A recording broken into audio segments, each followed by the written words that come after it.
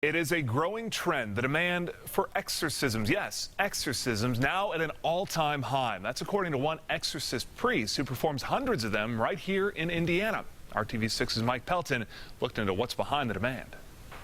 There are 50 exorcist priests in the United States, 2 of them here in Indiana, 1 of them right here in Brownsburg, where Father Vincent Lampert tells me the demand for exorcisms is on the uptick. An exorcism at its very core is a prayer.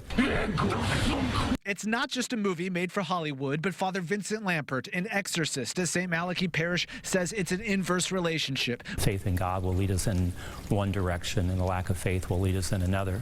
So there does seem to be a correlation with people who believe they're experiencing evil in their life at the same time that faith in God is less relevant.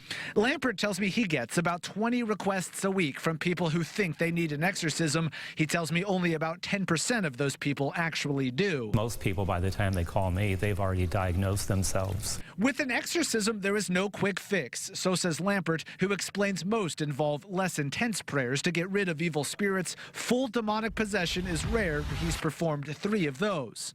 You know, a lot of these movies that you watch on TV, it's always, in an abandoned house and, at night during the storm, that type of thing, but it's always in a sacred space. Lampert says the demand for exorcisms is on the rise. At one time, the United States had 12 bishop-appointed exorcist priests. There's now 50 and counting. There are different ways that maybe evil comes in, somebody being cursed, a life of habitual sin. And I asked, after taking part in hundreds of exorcisms, how does he handle the pressure?